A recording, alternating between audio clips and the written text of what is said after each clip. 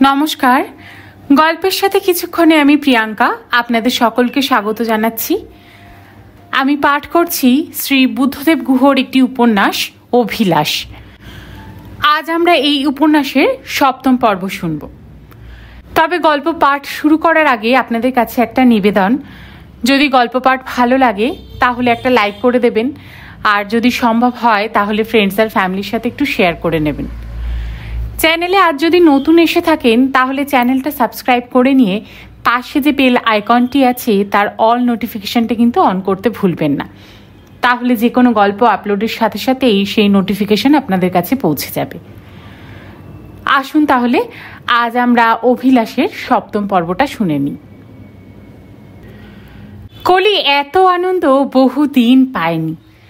নিজে কোনো কথা না বলে অগণ্য অচেনা মানুষের কিছু বৌদ্ধ কিছু দুর্বোধ্য কথা স্রোতে নিজেকে ভাসিয়ে দিয়ে এই দোকান থেকে সে দোকান, সে দোকান থেকে এ দোকান করে কিছু কিনে কিছু নেড়ে চেড়ে কী করে যে দুপুর গড়িয়ে বিকেল হয়ে গেল বুঝতেই পারল না।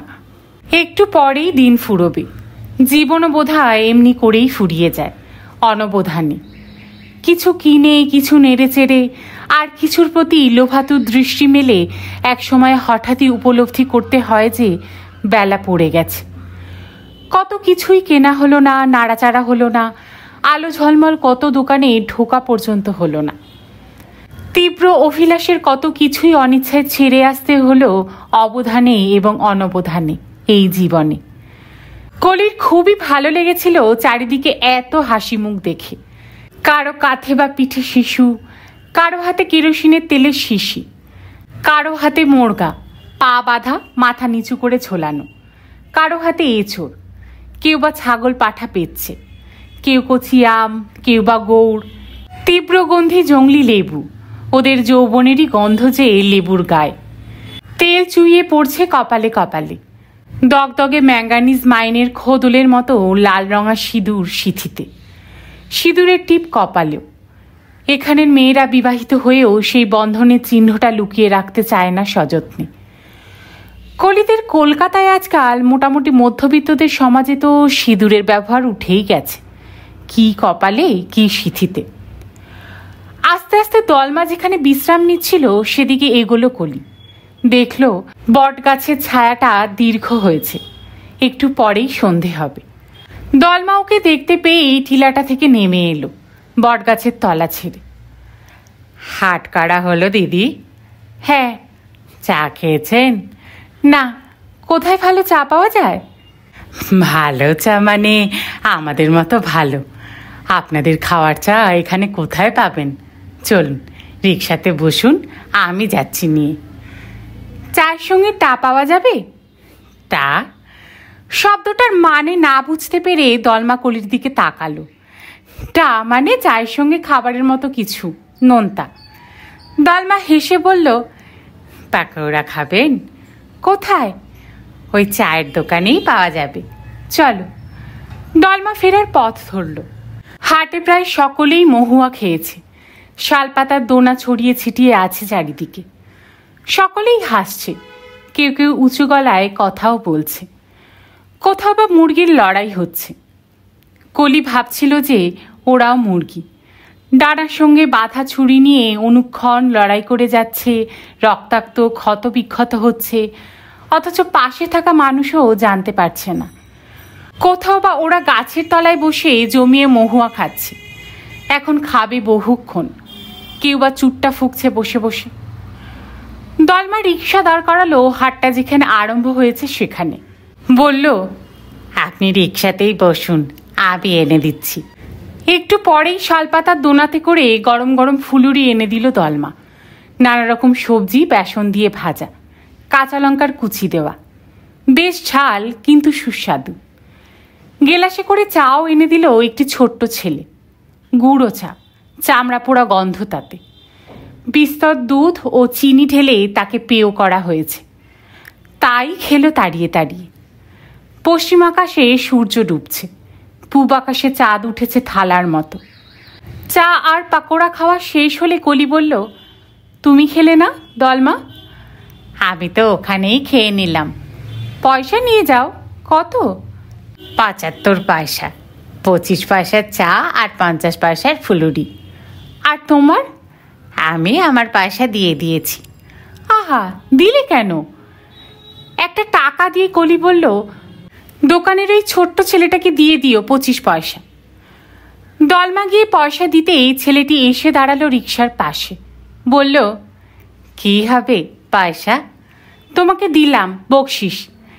না না, আমি বকশিস নিই না, মালিক বকবে। কলির রাগ হলো, ভাবলে দিনে 10 ঘন্টা খাটিয়ে নিচ্ছে হয়তো একটু খাওয়ার বিনিময়, তাও আবার ওরা 2 পয়সা উপরি পেলেও খবরদারি। মুখে বলল, কেন বকবে? তুমি তো চাওনি, আমি দিয়েছি। না, তাহলেও বকবে মালিক। কলি নিরুপায় হয়ে পয়সা ফেরত নিল। ভাবছিল, কলকাতার কোনো বাজে রেস্টুরেন্টে বেয়ারারাও কেমন লোলুপ চোখে চেঞ্জের দিকে তাকায়, বকশিস দিলেও সেলাম করে না। তাদের মুখে বিরক্তি ফুটে ওঠে। 2 টাকা দিলে 5 টাকার লোভে তাকিয়ে থাকে। বকশিস যে ব্যবহারের দ্বারাই অর্জন করতে হয়, তা যে কোনো ন্যায্য দাবি নয়, এই কথাটা কলকাতা শহরের মানুষে বোধহয় ভুলেই গেছে। বেয়ারা থেকে করণিক, করণিক থেকে অফিসারেরা সকলেই ভুলে গেছেন। বকশিসের নাম বিভিন্ন বিভিন্ন স্তরে, কিন্তু সকলের মানসিকতাই এক। মাইনেটাই উপরি, আর উপরিটাই ন্যায্য পাওনা হয়ে গেছে এখন। তাই ভারী ভালো লাগলো কলির ঝুমকোর হাটের ঝুপড়ির দোকানের ছেলেটির ওই রকম ব্যবহার। ছেলেটির পরনে একটি ছেঁড়া খাকি প্যান্ট, বগল ছেঁড়া কালো সুতির গেঞ্জি একটি, কিন্তু গেঞ্জির কালিমা তার হাসিকে কালো করতে পারিনি একটুকু। দলমা শুধলো, এবার যাব? কলি বলল, চলো। একেবারেই আলো পড়ে গেছে, ছায়ারা ঝুপড়ি হয়েছে। একটু মৃদু হাওয়াতে পিচের পথের দুধারে পাশের পাথরের শুকনো পাতা মচমচ শব্দ করে নড়াচড়া করছে। কলি পায়ের কাছে নামিয়ে রেখেছে হাট করা সামগ্রী, গরুর গলার ঘণ্টা, কাচের চুড়ি, জংলি ঘাস দিয়ে বানানো ছোট 2 চুপড়ি, পেতলের আর রূপোর টুকটাক গয়না, নানা রঙা রঙিন রেক্ট্যাঙ্গুলার পাথরের মালা গরুর গলার, নিজেরা সাজবার এবং ঘর সাজাবার কত কি জিনিস। একটু এগোতেই চাঁদের আলো স্পষ্ট হলো। কিচির কিচির শব্দ করে চলছে রিক্সা। মাঝে মাঝে সাইকেলের ঘণ্টা বাজাচ্ছে দলমা। উল্টো করে আটকানো, উল্টো করে বসানো একটি পেতলের বাটিতে লোহার শিক দিয়ে বাড়ি মেরে মেরে শব্দ করছে, আর তার সঙ্গে মুখে নানা রকম শব্দ করছে।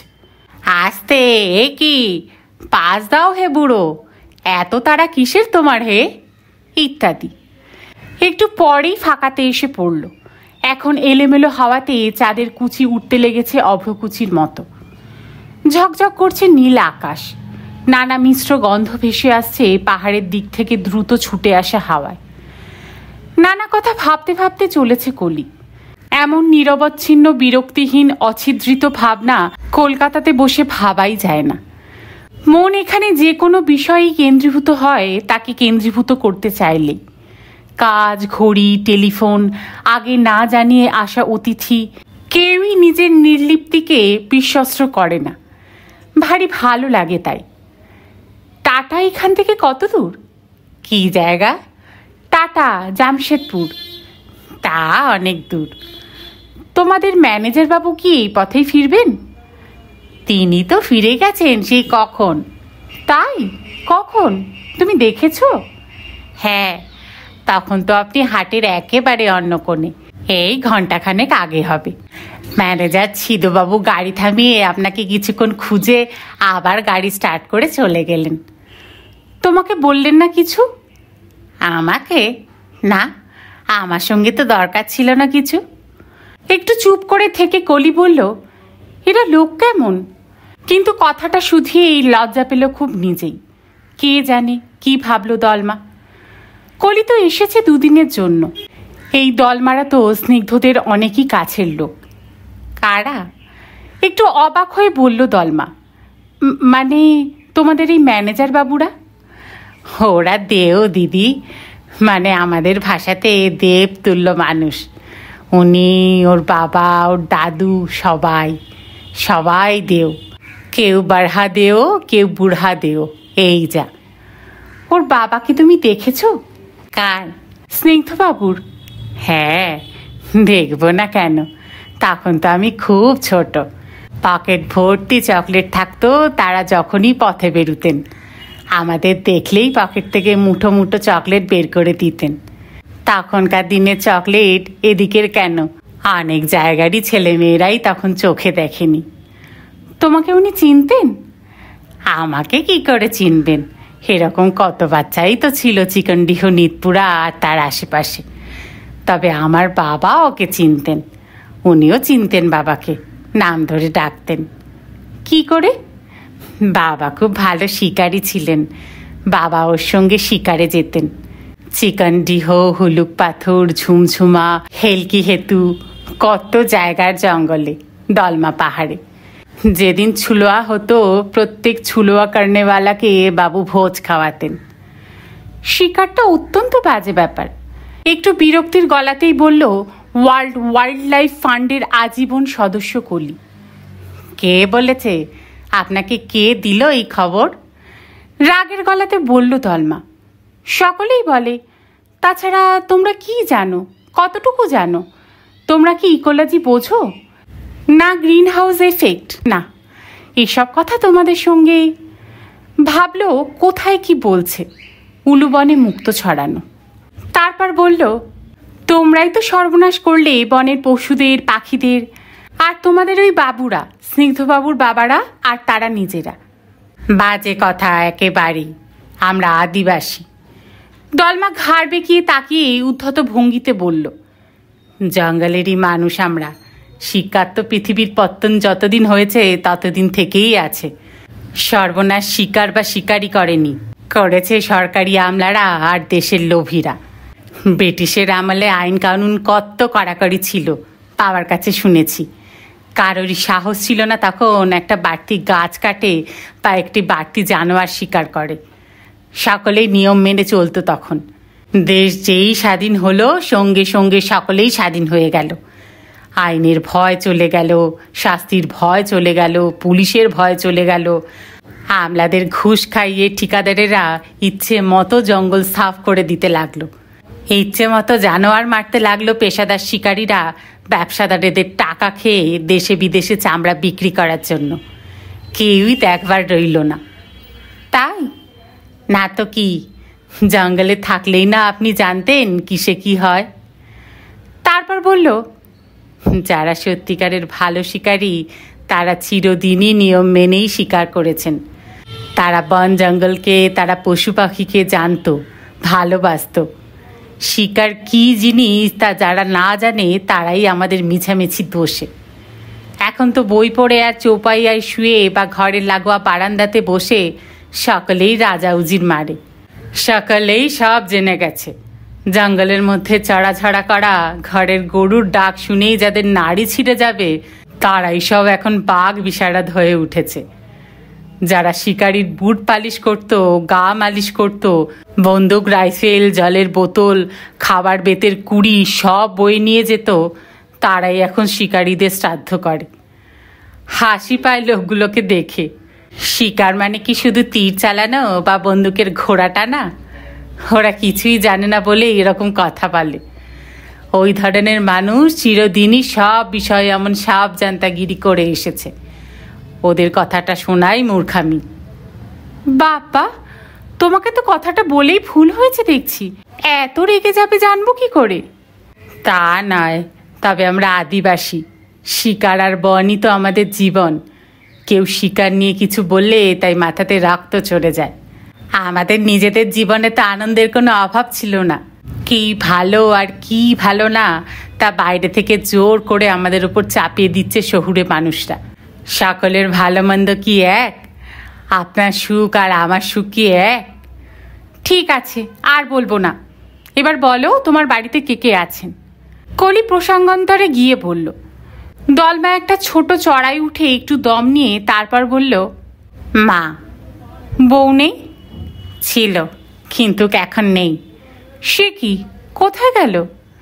সে এখন হুপুর আপাজের সঙ্গে থাকে, আমাকে ছেড়ে দিয়েছে। আজকে এসেছিল তো হাটে। হুকু, আমি আরও অনেক গল্প করলাম বসে, বিড়ি খেলাম। ওরা তো এখনও রয়ে গেল। মুরগার লড়াই দেখছে, মহুয়া খাচ্ছে। হুকুরাপাজের সঙ্গে চলে গেল কেন? হুকুরাপাজের কি আছে যা তোমার ছিল না? হাসলো তলমা, বলল, কার যে কি থাকে আর কার যে কোথায় কতটুকু খামতি তা স্বামী স্ত্রী বলতে পারে, বাইরের মানুষ জানবে কি করে? তোমার কষ্ট হয় না? কষ্ট কেন হবে? এই দিশুমে সেই দিশুমে কি মেয়ের অভাব? তাছাড়া বুদ্ধির সঙ্গে তো আমার কোনো ঝগড়া ছিল না। একদিন হঠাৎ কর্মা নাচের আসরে ওদের পীড়িত হয়ে গেল। মানুষের সব লুকোতে পারে, শুধু পারে না পীড়িতার নেশা। ধরা ঠিকই পড়ে যায়। দেখলাম হাকুর জন্য বুদ্ধি খুবই কষ্ট পাচ্ছে। খাওয়া দাওয়া বন্ধ হলো, রোগা হয়ে যেতে লাগলো। অথচ আমি ওকে ভালোবেসেই বিয়ে করেছিলাম একদিন। ও খারাপ বাসেনি। বুঝলাম যে আমার ভালোবাসাটা অতখানি ভালোবাসা ছিল না। বুদ্ধি লজ্জাও পেত খুব। তাছাড়া হাকু তো আমারও ছেলেবেলার বন্ধু, তাই ছেড়েই দিলাম ওকে। যা রে যা, যার পায়রা তা ধরে যা। তুমি আবার বিয়ে করবে না? করবো, তারা কিসের? মেয়ের কি অভাব নাকি? যেদিন দুজনকে পছন্দ হয়ে যাবে সেদিনই বিয়ে করব। ও, কলি সংক্ষিপ্ত স্বরে বলল। একটা শ্বাসও পড়ল ওর। সাইকেল রিক্সার আওয়াজে শোনা গেল না তা। ভাবছিল পর্ণার সঙ্গে থাকলে ভালো হতো। ডিভোর্স হয়ে যাওয়া মানেই যে জীবন শেষ হয়ে যাওয়া তা আদেও নয়। জীবন অন্য বাঁক নিয়ে চলল শুধু নতুন করে। সামনে অন্য একটা পথ ডান দিক থেকে এসে পড়েছে এ পথে। অনেক দূরে উদম মাঠের মধ্যে ডিস্ট্যান্ট সিগন্যালের লাল আলোটা দেখা যাচ্ছে, স্টেশনের আলো। ওই পথটা স্টেশনের দিক থেকেই এসেছে। দেখলো একটা রিক্সা আসছে ওই পথ পেয়েই। দলমা হঠাৎই বলল, ছোট্ট জীবন দিদি, এই জীবনে সকলেরই সুখে থাকাটা বড্ড দরকার। একজন মানুষের ওপর তো অন্য মানুষের সুখ নির্ভর করে না। বুদ্ধি হোকই না হুকুকে নিয়ে সুখী, আমি অন্য মেয়ে দেখে নিব। সুখের অভাব কোথায়? এই চাঁদের আলোরই মতো, শিমুলের বীজ ফাটা তুলোরই মতো সুখ তো ভেসে বেড়াচ্ছে সব দিশুমে। হাত বাড়ালেই হলো। ওর জন্যে এত মারামারি দরকার কি? হুকু আর বুদ্ধির অসুখ হলে কি আমার সুখ বাড়ত? কি দিদি, তবে এই হচ্ছে আসল কথা। শুধু নিজের সুখী সুখ হয় না দিদি, সকলে সুখী হলেই আসল সুখ। ওই পথের রিক্সাটা ধীরে ধীরে এগিয়ে এলো মোড়ের দিকে। পর্ণা চেঁচিয়ে বলল, বাবা, হাট করলি তুই বটে। আমি তো ভেবেইছিলাম তোর পেছনে 10 জন মানুষ তোর সওদা বয়ে নিয়ে আসবে। সারাটা দিন করলিটা কি? তা সওদা কিছু কম করিনি, বলল কলি। তাই? কই, খুব বেশি কিছু এনেছিস বলে তো মনে হচ্ছে না। সব কিছুই কি চোখে যায় না হাতে ধরা যায়? তা অবশ্য ঠিক। তুই কি করলি সারাদিন? ঘুমোলি পড়ে পড়ে? দুটো রিক্সা পাশাপাশি চলতে লাগলো। পর্ণা বলল, খাবি নাকি ভেলপুরি? তোর জন্যেই এনেছি। ফিরে গিয়ে ওজন নিলে মন্দার হোটেলের ওপর রাগে দাঁত কিরমির করতে হবে। সে যা হবে হবে, ভবিষ্যৎ ভাবিয়া বর্তমান মাটি করিও না। কলি হেসে উঠল পর্ণার কথাতে। ওদের স্কুলের গেমস টিচার অনুরূপাদি এমন করেই কথা বলতেন। বর্তমানকে মর্তমান বলতেন। কিছু মনেও থাকে বটে পর্ণার। এই যে বলে এগিয়ে দিল হাতটা পর্ণা ওর রিক্সাতেই বসে। কলি হাত বাড়িয়ে ভেলপুরি নিতে নিতে বলল, কি করলি সারাটা দিন বললি না তো তুই? এপাশ ওপাশ করে ঘুমোলাম, তারপর জম্পেশ করে চা আর 10 পদ টা খেয়ে স্টেশনের দিকে গেছিলাম। 10 পদ টা মানে? সে তুই কালিদাকে জিজ্ঞেস করিস। কেন স্টেশনে কেন? সেখানে কি? এমনি। প্রণয়বাবুর সঙ্গে দেখা হলো কি? উনি কি সত্যিই চলে গেলেন কলকাতায়? দেখা তো হয়নি, তবে ম্যানেজার বাবুর সঙ্গে হলো, স্নিগ্ধবাবু। উনি কি করতে গিয়েছিলেন স্টেশনে? গলায় জোর করে উদাসীনতা এনে শুধলো কলি। ঔৎসক্ত চাপতে গিয়েও চাপতে পারল না। ওভারব্রিজের ওপর থেকে কলকাতা থেকে আসা ট্রেনের নিচে লাফিয়ে পড়ে সম্ভবত আত্মহত্যার মতলব আটছিলেন স্নিগ্ধবাবু। এমন সময় আমি গিয়ে পড়াই। তবু উদাসীন গলাতে কলি বলল, তোর সবটাতেই ইয়ার্কি। ইয়ার্কি নয় সখী, ইয়ার্কি একদমই নয়। মন তার দেখলাম খুবই খারাপ। কেন? মন খারাপ কেন? তা কি করে বলবো? মানুষের মন, হাসির পেট কখন খারাপ হয় তা কে বলতে পারে? কলি হেসে উঠল পর্ণার কথায়, হাসতে ইচ্ছা না করলেও। কারণ কথাটা পর্ণার নয়, প্রণয়ের।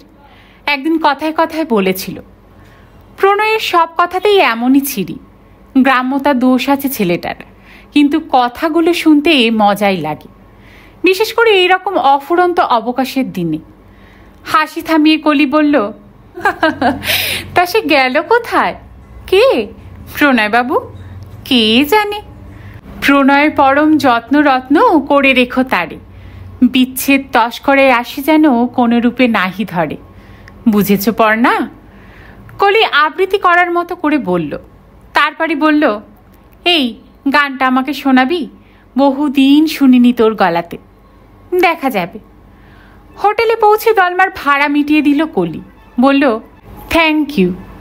দলমার কালো মুখটি গরমে বেগুনি হয়ে উঠেছিল। হাসলো একটু গামছা দিয়ে ঘাম মুছতে মুছতে। বকশিসও দিতে গেল কলি, কিন্তু নিল না দলমা। বলল, কালী দাদা তো ভাড়া আগে থেকেই ঠিক করে দিয়েছে, বকশিস নাই বা দিলেন।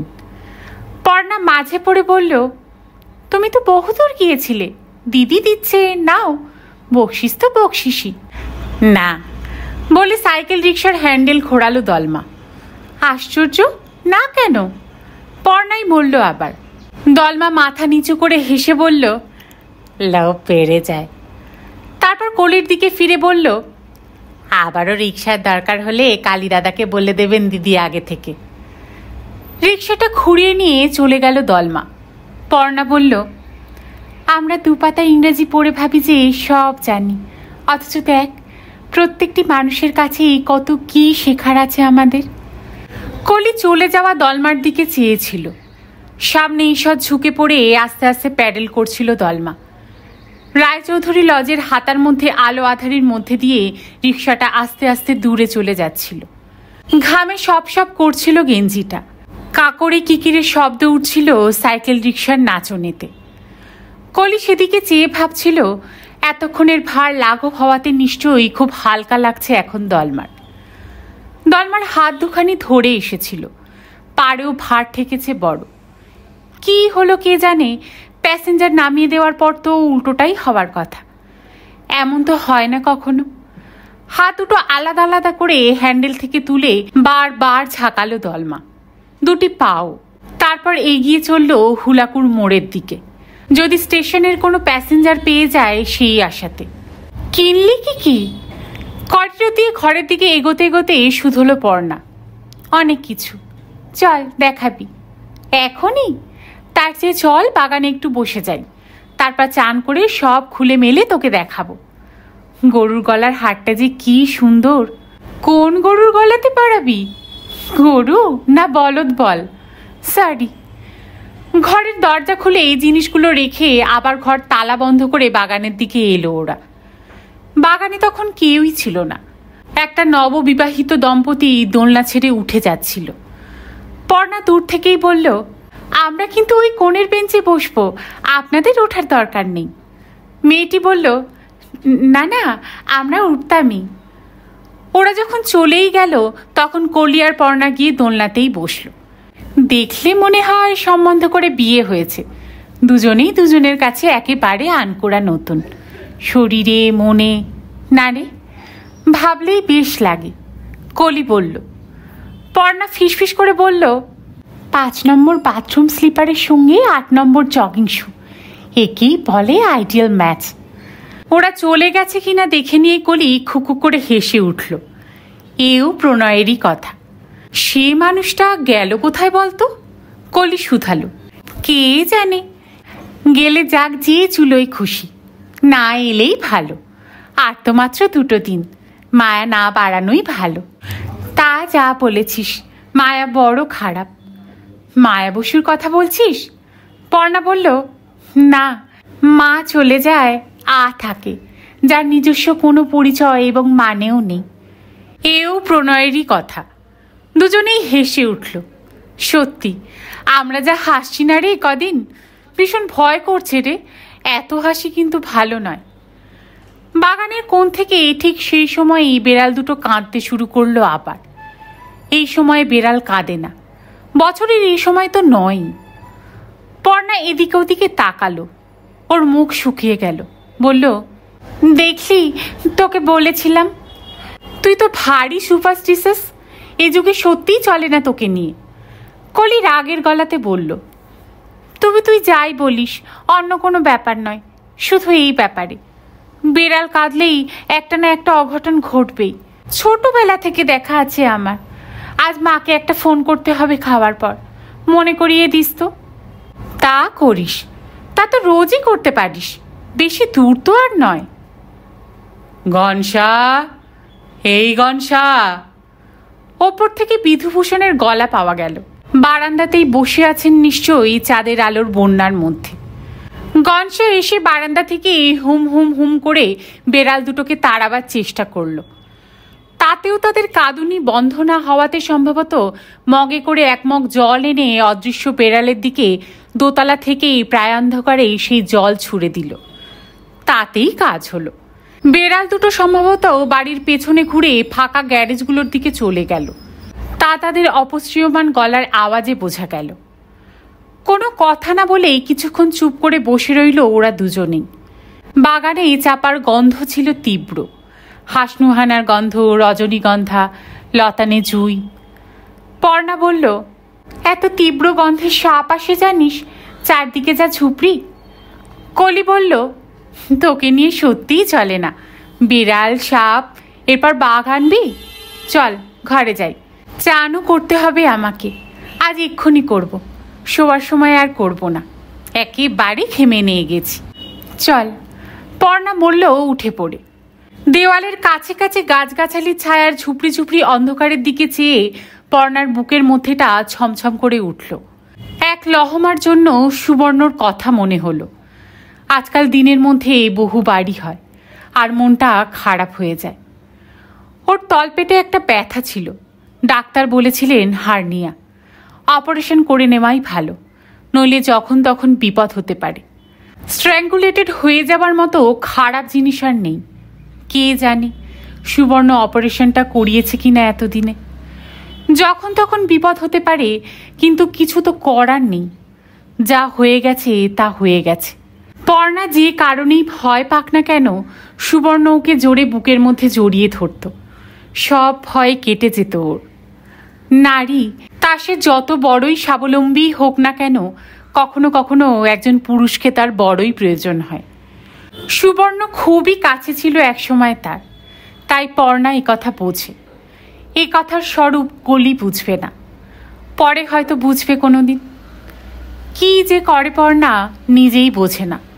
ওর চোখ ছলছল করে উঠলে মা বলেন, যা ঘটে গেছে তা ঘটে গেছে, আজকাল ডিভোর্স তো ঘরে ঘরেই হয়, তা বলে এতদিন পরে এমন কান্নাকাটি করে তা তো দেখিনি। তাছাড়া ডিভোর্স তো তুই চেয়েছিলি, তোর এই ঢং বুঝি না আমি। পর্ণা চোখ আরও ছলছল করে। কলি সবসময় ওকে বলে, আনন্দ কর, আনন্দ, অতীত ভুলে যা। কি করে বোঝায় পর্ণা ওদের? সুবর্ণ ভারী ভুলো মনের ছেলে। রোজই অফিস যাওয়ার সময় রুমালার চশমা নিতে ভুলে যেত। ওর প্লাস পাওয়ারের চশমা, তাও পাওয়ার সামান্যই, তবু লেখাপড়ার সময়ে লাগে। প্রতিদিন পর্ণা বেডরুম থেকে দৌড়ে এসে সিঁড়ি দিয়ে নেমে গিয়ে সুবর্ণর হাতে পৌঁছে দিত। সুবর্ণ হেসে বলতো, তুমি না থাকলে আমার যে কি হবে তাই ভাবি। দু চোখ জলে ভরে আসে পর্ণার সেসব কথা ভেবে। কি চমৎকার শাশুড়ি, সবাই কি চমৎকার। সেই পরিবারের গায়ে, স্বামীর গায়ে কলঙ্ক লেপে সে একটা সামান্য কারণকে ম্যাগনিফাই করে নিজের তো বটেই, সুবর্ণরও এত বড় সর্বনাশটা করে এলো। অল্প কদিন আগে ওদের কমন ফ্রেন্ড মমতা ফোন করে পর্ণাকে বলেছিল, সুবর্ণ বলেছে, বিয়ে আর নয়, once bitten twice shy, once is enough, enough is enough. শেষ করলাম আজকে শ্রী বুদ্ধদেব গুহর অভিলাষের 7ম পর্ব। সকলে খুব ভালো থাকবেন। গল্প শোনার জন্য আপনাদের সবাইকে অসংখ্য ধন্যবাদ।